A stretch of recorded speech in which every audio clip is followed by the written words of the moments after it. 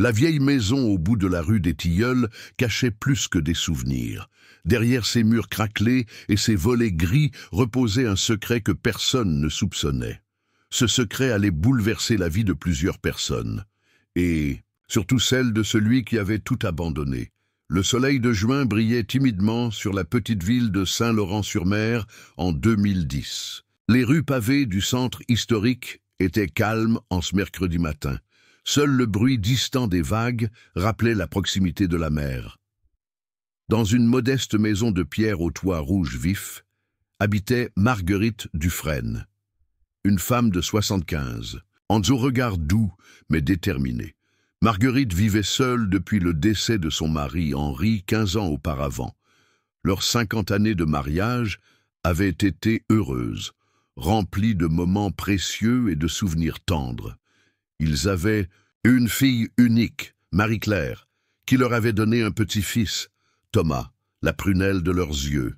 La vie de Marguerite avait basculé 6 ans plus tôt, lorsque Marie-Claire et son époux avaient trouvé la mort dans un terrible accident de voiture sur la route de Caen. Thomas avait alors 24 ans. Il venait de terminer ses études de commerce à Paris. La tragédie avait rapproché Marguerite et son petit-fils pendant quelques mois, avant que la distance ne se creuse progressivement entre eux. Thomas Leroy était maintenant un jeune homme de 30 ans aux ambitions claires. Grand, élégant, le visage fin encadré par des cheveux noirs soigneusement coiffés. Il portait des costumes sur mesure et conduisait une voiture allemande rutilante. Il travaillait pour une société financière parisienne et revenait rarement dans sa ville natale. Ses visites à sa grand-mère étaient devenues de plus en plus espacées, de plus en plus courtes, ce matin-là pourtant. Thomas avait annoncé sa visite par un bref message téléphonique. Marguerite avait passé la matinée à préparer un repas élaboré. Son petit-fils appréciait autrefois sa cuisine. Elle avait confectionné une tarte aux pommes. Son dessert préféré durant son enfance. La maison était impeccable. Marguerite avait même placé des fleurs fraîches sur la table du salon, à midi précis. La sonnette retentit. Marguerite ouvrit la porte avec un sourire rayonnant.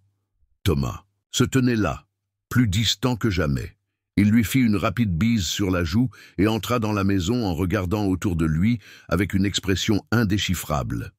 Il refusa de retirer son manteau, prétextant ne pas pouvoir rester longtemps. « Vous avez préparé à manger », il dit en humant les odeurs qui venaient de la cuisine. « Ce sera pour une autre fois. Je dois retourner à Paris dans 2 heures. » Le visage de Marguerite trahit sa déception, mais elle hocha simplement la tête. Ce n'était pas la première fois que ses efforts étaient ainsi balayés. Elle s'installa dans son fauteuil préféré, celui qui faisait face à la fenêtre donnant sur le petit jardin. Thomas resta debout, les mains dans les poches de son manteau coûteux. « Je suis venu vous parler de quelque chose d'important. » Il annonça d'une voix neutre. « J'ai beaucoup réfléchi à votre situation. » Marguerite le regarda avec curiosité. « Quelle situation ?» Elle demanda doucement. Thomas soupira comme si l'explication était évidente et pénible à donner. « Vous vivez seul dans cette grande maison. Vous avez de plus en plus de difficultés à vous déplacer. Votre vue baisse. Vous avez fait une chute le mois dernier. Le médecin m'a appelé. Il est inquiet. »« Je vais parfaitement bien, » répondit Marguerite. Cette chute n'était rien, juste une petite étourderie. Thomas secoua la tête avec impatience. Jaillit trouver une résidence pour personnes âgées à 15 kilomètres d'ici, les Peupliers. C'est un endroit convenable, avec un personnel attentif. Vous y serez en sécurité, bien entouré. Ils ont une chambre disponible dès la semaine prochaine. Les mots tombèrent comme des pierres dans le salon silencieux.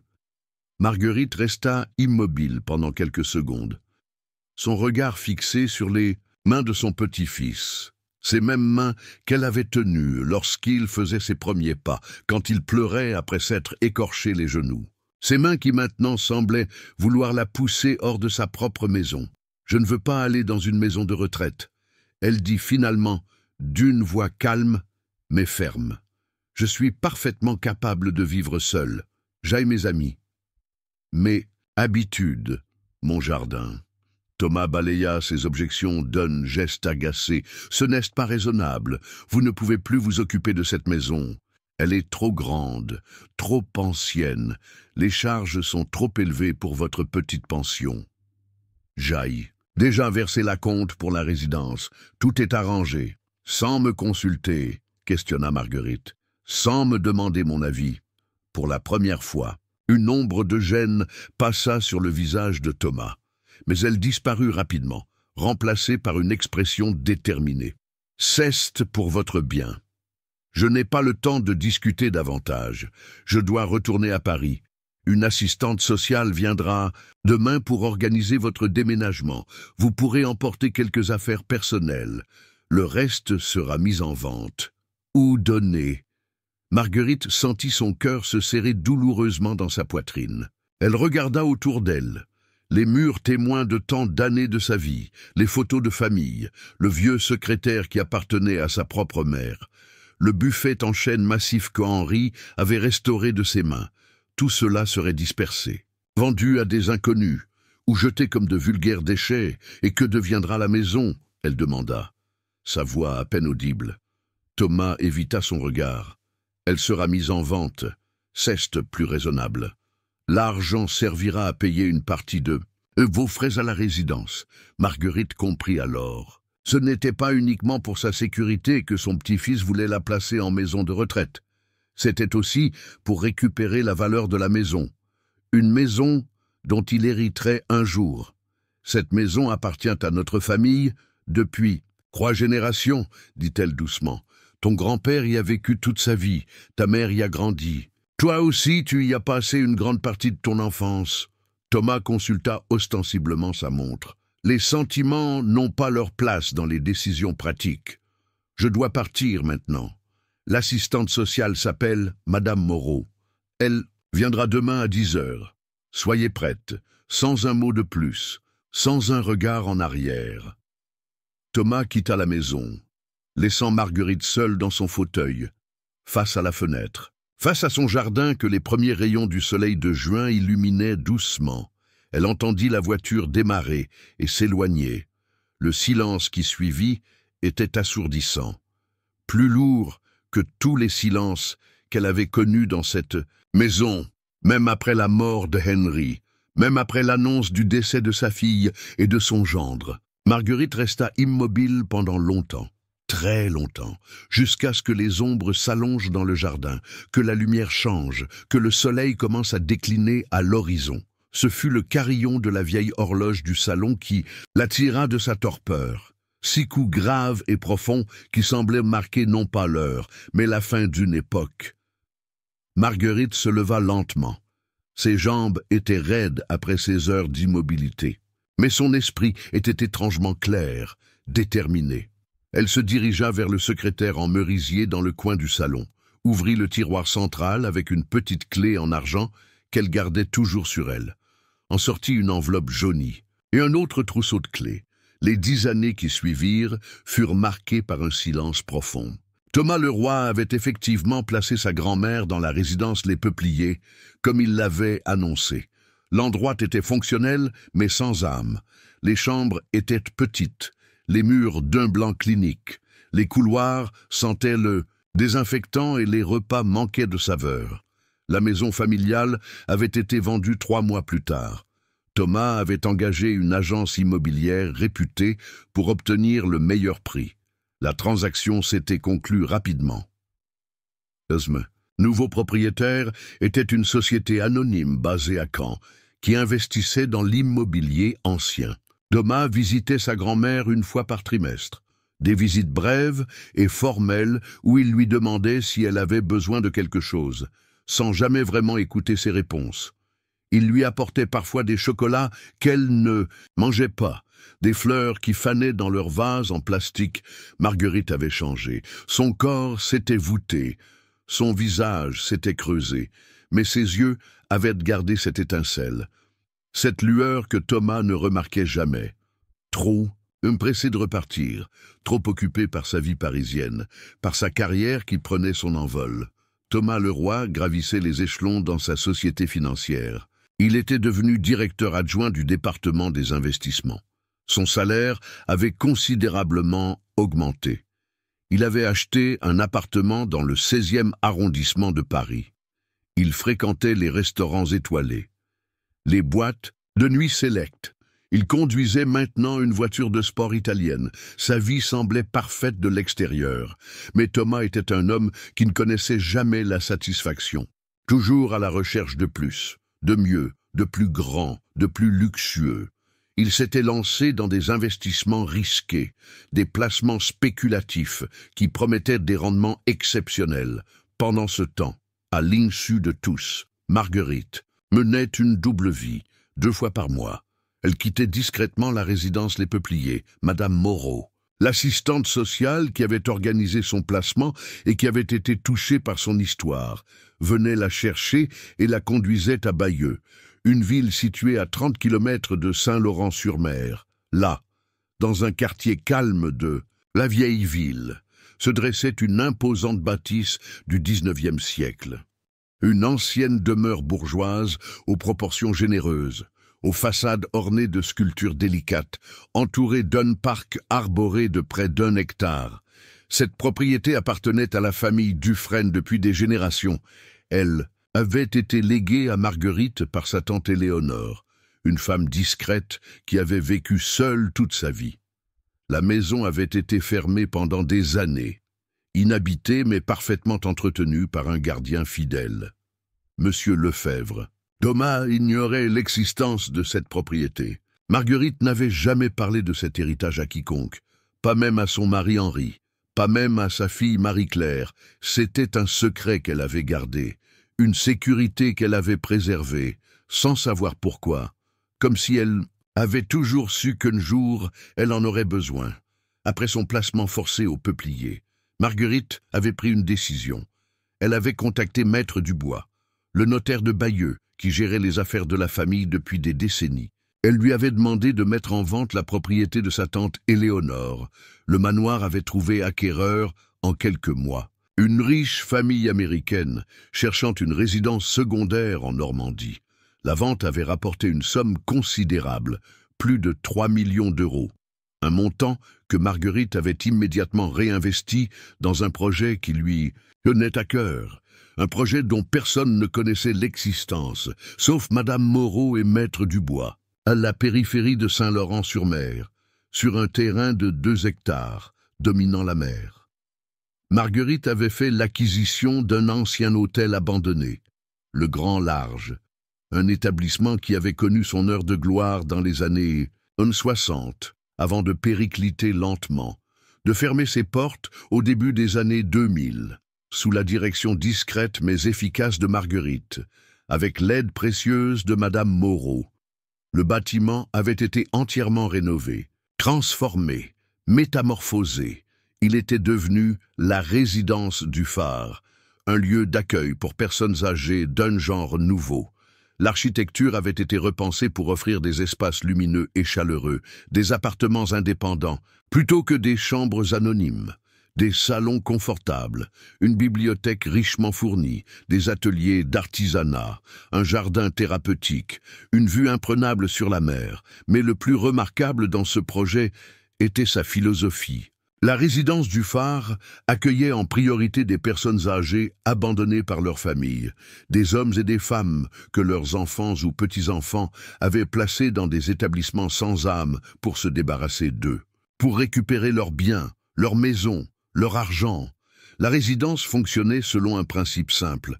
Les résidents les plus fortunés payaient un tarif normal, qui finançait l'accueil de ceux qui n'avaient pas les moyens de se payer un hébergement décent. Personne ne connaissait l'identité de la fondatrice et propriétaire de l'établissement. Une société anonyme gérait officiellement les lieux. Marguerite elle-même avait quitté discrètement les Peupliers pour s'installer dans un petit appartement au dernier étage de la résidence du phare. Elle y vivait sous son nom de jeune fille, Marguerite Laurent. Elle se présentait comme une simple résidente, mais elle suivait avec attention le développement de son œuvre. Elle avait recruté une directrice compétente et humaine, Christine Delorme, une femme de 50 ans qui partageait sa vision. Son personnel était choisi avec soin, formé non seulement aux soins, mais aussi à l'écoute, au respect, à la bienveillance. la résidence du phare avait rapidement acquis une excellente réputation. Une liste d'attente s'était constituée. Des familles venaient de loin pour y placer leurs aînés. Mais Christine Delorme et son équipe savaient distinguer ceux qui le faisaient par amour, par nécessité réelle, de ceux qui cherchaient à se débarrasser d'un fardeau. Ces derniers étaient poliment éconduits ou soumis à des conditions particulières, comme des visites régulières obligatoires, une participation active à la vie de leurs parents âgés pendant ce temps. Thomas Leroy poursuivait son ascension sociale à Paris, ignorant totalement ce qui se passait dans sa ville natale, ignorant que sa grand-mère, qu'il croyait toujours résidente au Peuplier, était en réalité la fondatrice d'un établissement modèle, que des professionnels du secteur venaient de visiter de toute la France, parfois même de l'étranger. Marguerite n'avait jamais cherché à recontacter son petit-fils. Ses visites trimestrielles au Peuplier étaient arrangées soigneusement. Thomas était toujours reçu par la même aide-soignante, dans la même chambre, qui restait inoccupée la plupart du temps, uniquement meublée et préparée pour ses visites rares et brèves. Thomas ne se doutait de rien, il se contentait de ces rencontres superficielles, satisfait d'avoir fait ce qu'il considérait comme son devoir, sans jamais se demander si sa grand-mère était heureuse, si elle ne manquait de rien, si elle ne souffrait pas de solitude. Les années avaient passé ainsi, dans ce mensonge silencieux, dans cette double vie que Marguerite menait sans amertume, sans rancœur, simplement avec la satisfaction de faire quelque chose d'utile, de transformer une blessure personnelle en un projet bénéfique pour d'autres. Jusqu'à ce jour de novembre 2020, où tout bascula à nouveau, Christine Delorme était directrice de la résidence du phare depuis sa création, une femme énergique aux cheveux courts poivre et sel, au regard direct et bienveillant. Elle connaissait le secret de Marguerite.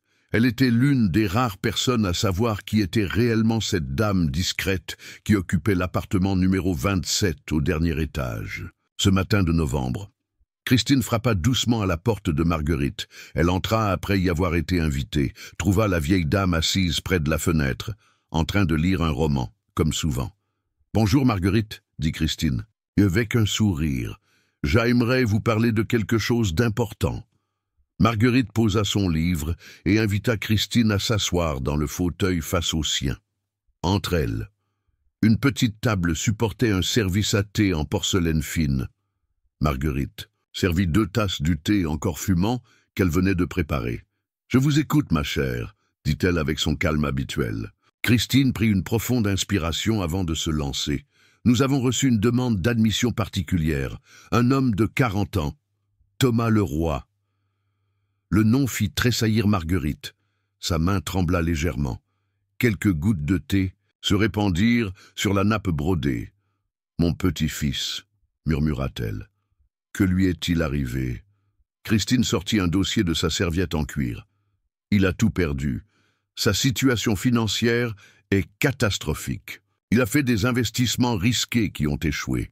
Sa société l'a licencié il y a 6 mois suite à des décisions financières désastreuses. Il a des dettes considérables. Son appartement parisien a été saisi, sa voiture également.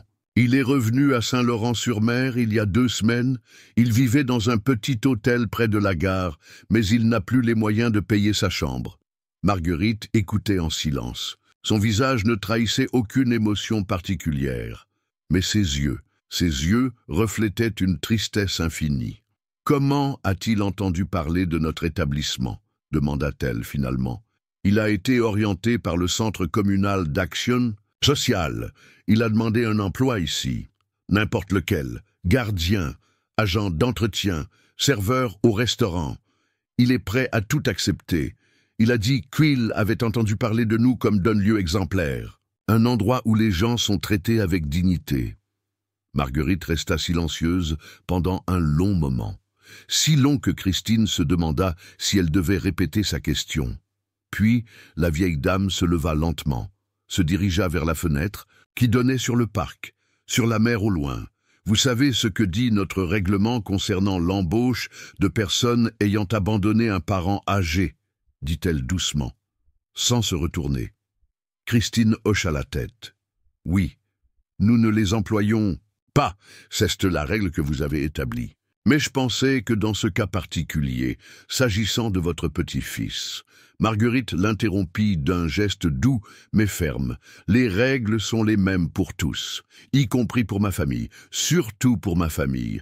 Elle se retourna. Son visage était serein, décidé, cependant.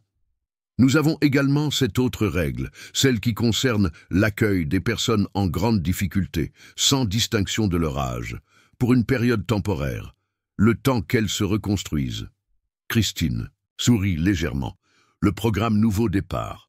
Oui, nous avons actuellement 2 chambres disponibles dans l'aile ouest. Celle qui est réservée à ce programme. Marguerite revint s'asseoir, reprit sa tasse de thé, en but une gorgée avant de poursuivre. Proposez-lui une place dans ce programme, sans lui dire qui dirige cet établissement, sans mentionner ma présence. Ici, il sera logé, nourri, en échange de 20 heures de travail hebdomadaire au service de nos résidents, comme tous les bénéficiaires du programme. Vous êtes sûr, demanda Christine, il pourrait vous reconnaître. Marguerite eut un sourire triste. Thomas ne m'a pas vraiment regardé depuis plus de 10 ans. Il venait me voir au peuplier par obligation, jamais par affection. Et j'ai changé, beaucoup changé. Mes cheveux sont blancs maintenant, j'ai maigri. Je me tiens différemment. Il ne me reconnaîtra pas, surtout s'il ne s'attend pas à me trouver ici. Christine hésita encore un instant. Et si jamais il vous reconnaît, que ferons-nous? Marguerite reposa sa tasse avec délicatesse. Nous verrons bien, dit-elle simplement. Peut-être sera-ce le moment de la vérité. Pour lui, comme pour moi. 3 semaines s'étaient écoulées depuis l'arrivée de Thomas Leroy à la résidence du phare. Il occupait une petite chambre dans l'aile ouest. Un espace modeste mais confortable, bien différent du luxe qu'il avait connu à Paris, bien différent aussi du petit hôtel miteux où il avait échoué à son retour à Saint-Laurent-sur-Mer. Thomas avait changé, physiquement d'abord. Il avait maigri, son visage s'était creusé, ses vêtements élégants avaient laissé place à des tenues simples, fonctionnelles. Les costumes sur mesure et les chemises en soie avaient disparu, vendus pour payer ses dettes, ou laissé derrière lui lors de la saisie de son appartement. Il avait également changé dans son comportement. Le Thomas arrogant et sûr de lui avait disparu, remplacé par un homme plus discret, plus humble. La chute avait été brutale, vertigineuse. De directeur adjoint, respecté à homme à tout faire dans une résidence pour personnes âgées. Ses tâches étaient variées. Il aidait au service des repas, entretenait le jardin, accompagnait les résidents en promenade, lisait des livres à ceux dont la vue avait baissé. Il s'était révélé être un employé consciencieux, ponctuel, serviable. Les résidents l'appréciaient pour sa patience, sa gentillesse, une gentillesse qui semblait nouvelle pour lui-même, comme s'il découvrait une partie de sa personnalité qu'il avait ignorée pendant des années. Thomas n'avait parlé à personne de son passé, de sa carrière brillante dans la finance, de son appartement parisien, de sa vie d'avant. Il semblait vouloir effacer cette période, ou du moins la mettre entre parenthèses. Il n'avait pas non plus mentionné sa grand-mère, Marguerite, qu'il croyait toujours à la résidence Les Peupliers, qu'il n'avait pas visité depuis près de 8 mois, depuis le début de ses problèmes financiers, de sa descente aux enfers. Marguerite observait son petit-fils de loin. Discrètement, elle le voyait évoluer dans les couloirs de la résidence, dans le parc, au restaurant. Elle remarquait ses progrès, sa métamorphose progressive, mais elle ne l'approchait jamais, restant volontairement à l'écart, dans l'ombre, ce matin-là. Marguerite était assise sur un banc dans le jardin d'hiver, une vaste serre lumineuse où poussaient des plantes exotiques, où les résidents pouvaient profiter de la chaleur et de la verdure même pendant les mois froids de l'hiver normand. Elle lisait, ou faisait semblant de lire, son regard dérivant souvent vers l'allée centrale, où Thomas aidait une vieille dame à marcher lentement entre les palmiers et les bougainvilliers. La scène avait quelque chose d'émouvant. Thomas soutenait la dame avec patience, adaptant son pas au sien, lui parlant doucement, lui montrant les fleurs, les plantes, s'arrêtant quand elle était fatiguée, recommençant quand elle était prête. Ce n'était plus le même homme qui avait placé sa grand-mère au peuplier 10 ans plus tôt, sans considération pour ses sentiments, pour ses souhaits, pour son bien-être réel. Christine Delorme vint s'asseoir à côté de Marguerite, suivit son regard vers Thomas et la vieille dame. « Il a changé. N'est-ce pas ?» dit-elle, à voix basse. Marguerite hocha la tête. « Oui, je le vois jour après jour. Il redécouvre l'importance des autres, de la gentillesse, du respect. » Christine hésita un instant avant de poursuivre. « Ne pensez-vous pas qu'il est temps ?» demanda-t-elle doucement. Temps de lui parler, de lui dire la vérité. Marguerite ferma son livre, le posa sur ses genoux. « Peut-être, » murmura-t-elle, « peut-être est-ce le moment. » Ce soir-là, Thomas était de service pour la veillée dans le grand salon.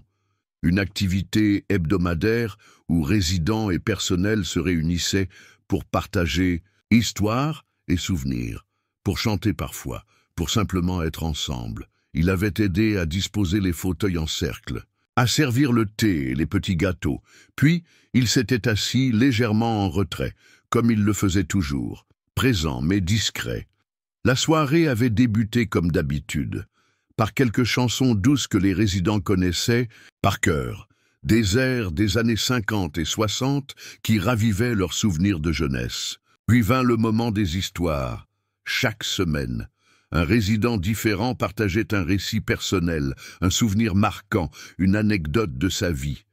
Ce soir-là, c'était au tour de Madame Laurent, cette dame discrète du dernier étage, que Thomas n'avait croisée que rarement, qui ne participait pas souvent aux activités collectives. Thomas ne lui avait jamais vraiment prêté attention. Il l'avait aperçue de loin. Une silhouette mince, aux cheveux blancs coupés courts, toujours élégamment vêtue, toujours un livre à la main, quand elle se leva pour prendre place au centre du cercle. Thomas la regarda vraiment pour la première fois. Elle portait une robe bleu marine simple mais élégante, un collier de perles discrètes, ses yeux, d'un bleu profond, parcouraient l'assistance avec douceur. Ils s'arrêtèrent brièvement sur lui, si brièvement qu'il crut l'avoir imaginé. « Je vais vous raconter une histoire », commença-t-elle, d'une voix, claire et posée. L'histoire d'une grand-mère et de son petit-fils. Thomas se figea, un frisson parcourut son échine. Cette voix. Il y avait quelque chose dans cette voix qui éveillait en lui un écho lointain, un souvenir enfoui. Il y a de cela bien des années, poursuivit la dame, une femme vivait heureuse dans sa maison familiale. Une maison remplie de souvenirs, d'histoires, d'âmes. Son mari était décédé, sa fille et son gendre également. Mais il lui restait son petit-fils, un jeune homme brillant, ambitieux, qu'elle aimait plus que tout au monde. Thomas sentit son cœur se serrer. Une sueur froide perla sur son front. Il se pencha en avant, scrutant plus attentivement le visage de la narratrice. Un jour, le petit-fils vint voir sa grand-mère. Il lui annonça qu'il avait décidé de la placer dans une maison de retraite. Pour son bien, disait-il, pour sa sécurité. La maison serait vendue, les meubles dispersés, toute une vie balayée en quelques phrases prononcées sans émotion. La grand-mère ne protesta pas, du moins, pas ouvertement. Elle quitta sa maison comme on lui demandait. Elle emporta quelques photos, quelques vêtements, quelques souvenirs qui tenaient dans une petite valise. Elle fut installée dans une résidence appelée les Peupliers, un endroit correct mais sans âme, sans chaleur, sans vie véritable. Le petit-fils venait la voir 4 fois par an, des visites brèves, formelles. Il apportait des chocolats qu'elle ne mangeait pas, des fleurs qui fanaient dans leur vase en plastique. Il demandait si elle avait besoin de quelque chose, sans jamais attendre la réponse. Thomas était maintenant livide, ses mains tremblaient, il les serra l'une contre l'autre pour masquer leur tremblement. Cette histoire, cette voix, ce regard, une terrible suspicion commençait à naître dans son esprit. Mais ce que le petit-fils ignorait, continua la dame avec un léger sourire, c'est que sa grand-mère avait un secret qu'elle n'avait partagé avec personne, pas même avec son mari, pas même avec sa fille. Elle possédait une autre propriété, un manoir ancien, légué par une tante. Une propriété dont personne ne connaissait l'existence. Un murmure parcourut l'assistance. Les résidents étaient captivés par l'histoire, par le récit de cette revanche silencieuse qui se dessinait. Thomas, lui, était paralysé, incapable de bouger, de respirer presque. La grand-mère vendit ce manoir, poursuivit la narratrice. Il rapporta une somme considérable, 3 millions d'euros. Avec cet argent, elle acheta un ancien hôtel abandonné. Elle le fit rénover entièrement. Le transforma en une résidence pour personnes âgées d'un genre nouveau. Un lieu où les gens seraient traités avec respect, avec dignité, où ils pourraient vivre, pas seulement exister. Elle marqua une pause. Son regard balaya l'assemblée avant de se poser sur Thomas.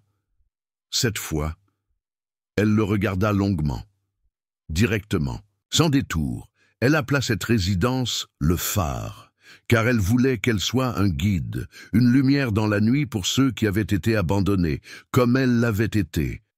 Un silence profond suivit ses paroles. Thomas était figé sur sa chaise. Son visage était plus pâle que jamais, ses yeux, écarquillés, fixaient la dame aux cheveux blancs, à la robe bleu marine, au collier de perles. « Grand-mère » murmura-t-il, si bas que personne ne l'entendit, sauf peut-être elle, car elle sourit légèrement. « 10 ans passèrent, reprit-elle. Le petit-fils menait sa vie à Paris, une vie de succès, de luxe, d'ambition. Il oublia presque sa grand-mère, la visitant par obligation, jamais par amour. Mais le destin est parfois ironique. Le petit-fils perdit tout. Son travail, son argent, son appartement, sa voiture. Tous les symboles de sa réussite s'écroulèrent comme un château de cartes. La voix de la dame se fit plus douce, plus émue aussi. Et le destin, ou peut-être la providence, le conduisit précisément à la résidence que sa grand-mère avait créée. Sans qu'il sache qui en était la fondatrice, il y trouva refuge, y travailla, y redécouvrit des valeurs qu'il avait oubliées, le respect, la gentillesse, la patience, l'humanité. Des larmes coulaient maintenant sur les joues de Thomas, des larmes qu'il ne cherchait pas à cacher, à essuyer, des larmes de honte, de regret, de compréhension soudaine. Marguerite se leva lentement de sa chaise, se dirigea vers son petit-fils, s'arrêta devant lui. Leurs regards se croisèrent, se reconnurent enfin. Le masque des années tomba, et la grand-mère observait son petit-fils, dit-elle doucement. Elle le voyait changer, s'éveiller à nouveau à ce qu'il y a de meilleur en lui. Elle attendait, patiente comme elle l'avait toujours été, le moment où elle pourrait lui parler à nouveau, non plus comme la vieille femme qu'on place dans un coin, qu'on oublie, mais comme deux êtres humains, deux membres d'une même famille, liés par le sang, par l'amour aussi, un amour qui n'avait jamais disparu, qui avait simplement été mis en sommeil. Le silence dans la salle était total, tous les résidents, tout le personnel observaient cette scène avec émotion. Beaucoup pleuraient silencieusement. Christine Delorme, la directrice, se tenait en retrait, les mains jointes, comme en prière. Thomas se leva lentement. Ses jambes tremblaient tellement qu'il faillit tomber. Il fit un pas vers Marguerite, puis un autre, jusqu'à se tenir devant elle, face à face, grand-mère et petit-fils, séparés par 10 années de silence, de distance, de non-dit. « Grand-mère », dit-il, sa voix brisée par l'émotion. « Je suis tellement désolé, tellement. Je ne savais pas, je ne comprenais pas. » Marguerite sourit doucement, tendit une main vers le visage de son petit-fils, essuya une larme sur sa joue, un geste si tendre, si maternel, qu'il déclencha en Thomas un sanglot incontrôlable. « Je sais, » dit-elle simplement, « je sais. » Et dans ces 2 mots, il y avait tout, le pardon, la compréhension, l'amour inconditionnel. Cette capacité extraordinaire qu'ont certains êtres à aimer malgré les blessures, malgré l'abandon, malgré la trahison. Thomas tomba à genoux devant sa grand-mère, prit ses mains dans les siennes, les porta à ses lèvres, à son front, dans un geste de respect profond, de demande de pardon, d'humilité absolue. « Jaille était aveugle, dit-il entre 2 sanglots, J'aille été cruel, égoïste, je t'ai abandonné. Je t'ai traité comme un objet dont on se débarrasse quand il devient encombrant. Comment as-tu pu? Comment peux-tu encore me regarder, me parler? Marguerite posa une main sur les cheveux de son petit-fils, une caresse légère, comme autrefois, quand il était enfant, quand il venait se réfugier contre elle après un cauchemar, après une chute, après une peine de cœur. Parce que tu es mon petit-fils, dit-elle simplement. Parce que l'amour ne se mesure pas, ne se mérite pas, il est, simplement. Et puis, je te vois changer, je te vois redevenir celui que tu étais avant que l'ambition, l'argent, le pouvoir, ne t'éloignent de ton cœur. Thomas releva la tête.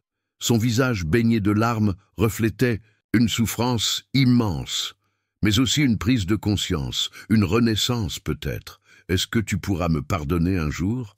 demanda-t-il. « Est-ce que je pourrais me pardonner à moi-même ?» Marguerite sourit à nouveau, ce sourire doux et sage qui avait toujours été le sien, qui n'avait pas changé malgré les années, malgré les épreuves. « Le pardon est déjà là, Thomas, » dit-elle, « il a toujours été là. C'est toi qui dois l'accepter maintenant, et peut-être te pardonner à toi-même aussi. Ce sera sans doute le plus difficile. » Elle se tourna vers l'assistance silencieuse, vers tous ces visages émus, attentifs, certains mouillés de larmes. « Voilà mon histoire, » conclut-elle. « L'histoire d'une grand-mère et de son petit-fils, une histoire de perte, d'abandon, mais aussi de retrouvailles, de pardon et peut-être d'un nouveau départ. » Elle se rassit doucement. Thomas resta à genoux pendant quelques instants, puis se releva lentement. Il regarda autour de lui, tous ces visages qui le fixaient, sans jugement, avec compréhension pour la plupart, avec émotion certainement. « Je » commença-t-il d'une voix hésitante. « Je ne sais pas quoi dire. Comment expliquer, justifier ?» Christine Delorme s'avança alors, posa une main sur son épaule. « Vous n'avez rien à expliquer. »« Thomas, » dit-elle doucement, « pas maintenant, pas ici. Ce moment appartient à votre grand-mère et à vous. Le reste viendra. En son temps, le cercle se rompit naturellement. Les résidents se levèrent, s'éloignèrent discrètement, laissant Thomas et Marguerite seuls au centre de la pièce. Face à face, grand-mère et petit-fils, réunis après tant d'années de séparation, de silence, de non-dit. Les semaines qui suivirent cette révélation furent intenses pour Thomas et Marguerite. Ils eurent de longues conversations, des heures, passées ensemble à parler, à écouter surtout. Thomas découvrit l'histoire complète, les détails que Marguerite n'avait pas partagés lors de la veillée. Il apprit l'existence du manoir de la tante Éléonore, la vente discrète, l'acquisition de l'ancien hôtel, le Grand Large, sa transformation en la résidence du phare, la vision de sa grand-mère, son désir de créer un lieu différent, un lieu où les personnes âgées seraient traitées avec respect, avec dignité. Il découvrit que pendant 10 ans, sa grand-mère avait mené cette double vie, officiellement résidente au Peuplier où il venait la voir 4 fois par an, réellement fondatrice et âme de la résidence du phare. Une femme discrète, mais déterminée, qui avait transformé sa propre blessure en un projet bénéfique pour des dizaines d'autres personnes. Thomas resta à la résidence du phare, non plus comme bénéficiaire du programme Nouveau Départ, mais comme employé permanent. Il mit ses compétences en gestion, en finance, au service de l'établissement. Il travailla avec Christine Delorme pour développer de nouveaux projets, pour améliorer encore la qualité de vie des résidents. Il apprit l'humilité, la patience, le respect. Il redécouvrit des valeurs qu'il avait oubliées, ou peut-être qu'il n'avait jamais vraiment connues. Absorbé qu'il était par sa carrière, par l'argent, par les apparences. 6 mois après la révélation, Thomas et Marguerite prirent une décision importante. Ils décidèrent de rendre publique l'histoire de la résidence du phare, de sa fondatrice, de sa philosophie unique. Un journaliste du quotidien régional Ouest-France fut invité. Il passa plusieurs jours à la résidence, interviewa Marguerite, Thomas, Christine, des résidents, des membres du personnel. Il écrivit un long article qui fut publié en première page, avec ce titre simple mais évocateur: La grand-mère abandonnée qui créa un havre de paix. L'article fut repris par des médias nationaux. Marguerite fut invitée à des émissions de télévision, à des conférences. Elle refusa la plupart de ces sollicitations, acceptant seulement de partager son expérience lors de colloques professionnels sur la prise en charge des personnes âgées. La résidence du Phare devint un modèle, une source d'inspiration. Des établissements similaires commencèrent à voir le jour ailleurs en France, reprenant sa philosophie, ses principes fondamentaux, le respect inconditionnel de la dignité des personnes âgées, l'importance de créer un lieu de vie, pas seulement un lieu de soins. Thomas et Marguerite eurent l'opportunité de racheter l'ancienne maison familiale de Saint-Laurent-sur-Mer, celle que Thomas avait vendue 10 ans plus tôt. Le nouveau propriétaire accepta de la leur céder pour un prix raisonnable. Touchés par leur histoire, par leur réconciliation, ils ne s'y réinstallèrent pas. Marguerite préférait rester à la résidence du Phare, dans son petit appartement du dernier étage, avec vue sur la mer, avec ses amis, avec cette famille qu'elle s'était construite au fil des années. Mais ils restaurèrent la maison, lui redonnèrent son âme, ses souvenirs. Ils y organisèrent des réunions familiales, des fêtes, des moments de partage avec les résidents du Phare qui étaient devenus leur famille élargie. Thomas ne retourna jamais à Paris, ne reprit jamais sa carrière dans la finance. Il trouva dans son nouveau rôle à la résidence du Phare une satisfaction, un accomplissement, que tout l'argent du monde n'aurait pu lui procurer. Il se maria 3 ans plus tard, avec Élodie, une jeune médecin qui venait régulièrement à la résidence. Ils eurent 2 enfants, une fille qu'ils appelèrent Marie-Claire, en souvenir de la mère de Thomas, de la fille de Marguerite, et un garçon qu'ils nommèrent Henri, comme le mari de Marguerite. Marguerite eut ainsi la joie de connaître ses arrière-petits-enfants, de les voir grandir, de leur transmettre son histoire, ses valeurs, son amour. Elle vécut jusqu'à l'âge vénérable de 95 ans, entourée d'amour, de respect, dans cette résidence qu'elle avait créée, qui était devenue sa maison, sa famille. Le jour de ses funérailles, la chapelle de Saint-Laurent-sur-Mer était trop petite pour accueillir tous ceux qui voulaient lui rendre un dernier hommage. Résidents, personnels, habitants de la ville, professionnels du secteur médico-social venus de toute la France. Thomas prononça l'éloge funèbre. Avec émotion mais sans larmes excessives, il parla de sa grand-mère, de sa force, de sa sagesse, de sa capacité à transformer une blessure personnelle en un projet bénéfique pour tant d'autres. Il termina par ces mots simples mais puissants. « Ma grand-mère m'a appris la leçon la plus importante de ma vie, que la valeur d'un être humain ne réside pas dans ce qu'il possède, dans ce qu'il gagne, dans les apparences qu'il maintient, mais dans sa capacité à aimer, à pardonner, à transformer le monde autour de lui, même à petite échelle. Je lui dois tout ce que je suis devenu, tout ce que j'ai appris à valoriser, à respecter. Elle m'a montré que la vraie richesse est celle du cœur, celle de l'âme, le reste n'est que fumée. Qu'illusion passagère. La résidence du Phare existe toujours, 15 ans après la révélation qui a changé la vie de Thomas et Marguerite. C'est maintenant Thomas qui la dirige, avec la même philosophie, le même respect des valeurs établies par sa grand-mère. L'appartement numéro 27, celui de Marguerite, est devenu un petit musée. On y trouve des photos, des documents, des objets qui racontent l'histoire extraordinaire de cette femme ordinaire, de sa résilience, de sa vision. Une aile entière de la résidence porte désormais son nom, l'aile Marguerite. Elle accueille spécifiquement des personnes âgées, sans famille, sans ressources suffisantes, ceux que la société oublie trop souvent. Le programme Nouveau Départ continue, lui, aussi. Il a même été étendu, permettant à des personnes en difficulté, de tous âges, de toutes origines, de trouver refuge à la résidence du Phare, d'y retrouver dignité, respect et souvent un nouveau sens à leur vie. Thomas habite maintenant dans l'ancienne maison familiale avec Élodie et leurs enfants. Mais il passe ses journées à la résidence, veillant à ce que l'esprit de Marguerite continue d'y vivre, à ce que chaque résident y soit traité avec le respect et la dignité qu'il mérite. Les anciens peupliers ont fermé leurs portes.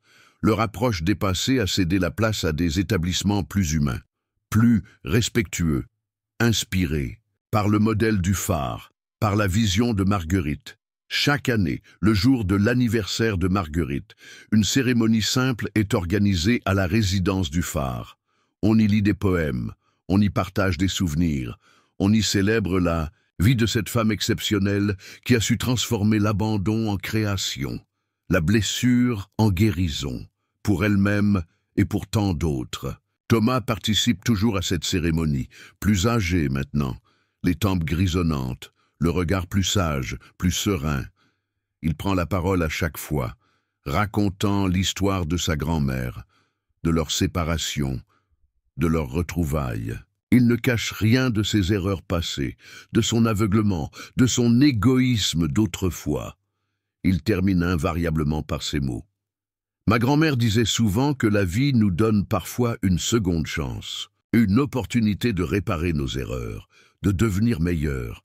Elle m'a offert cette chance, cette possibilité de rédemption.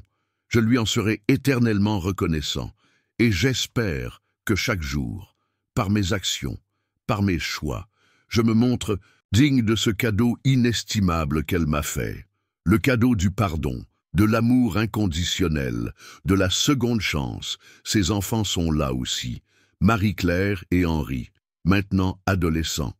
Ils connaissent l'histoire de leur arrière-grand-mère. Ils en sont fiers. Ils la partagent avec leurs amis, avec leurs professeurs. Elle fait partie de leur identité, de leur héritage moral. Parfois, le soir, quand le soleil se couche sur la mer, Thomas se rend sur la terrasse de la résidence, du phare. Il regarde l'horizon, les vagues qui viennent mourir sur la plage en contrebas. Il pense à Marguerite, à tout ce qu'elle lui a appris, à tout ce qu'elle a créé. Et dans le bruit des vagues, dans le souffle du vent, il lui semble parfois entendre sa voix, douce, sage, aimante, lui rappelant que la plus grande richesse n'est pas celle que l'on possède, mais celle que l'on partage, que le véritable héritage n'est pas fait de biens matériels, mais de valeurs, d'amour, de respect. Un héritage que Thomas s'efforce de transmettre à son tour, jour après jour, à ses enfants, aux résidents du phare, à tous ceux qu'il rencontre sur son chemin. L'histoire de Marguerite. Et Thomas continue ainsi de vivre, de se propager, comme une onde sur l'eau, touchant de plus en plus de vie, inspirant de plus en plus de personnes, rappelant à chacun que même dans les moments les plus sombres, une lumière peut naître, un phare peut s'élever pour guider ceux qui sont perdus vers un rivage plus accueillant, plus humain, plus digne. Car c'est peut-être cela, le plus bel héritage de Marguerite. Ce rappel constant que la vieillesse n'est pas une fin, mais une continuité, que chaque être humain, quel que soit son âge, mérite respect et dignité, et que parfois, les leçons les plus précieuses nous viennent de ceux que nous avions choisi d'ignorer, d'oublier, d'abandonner.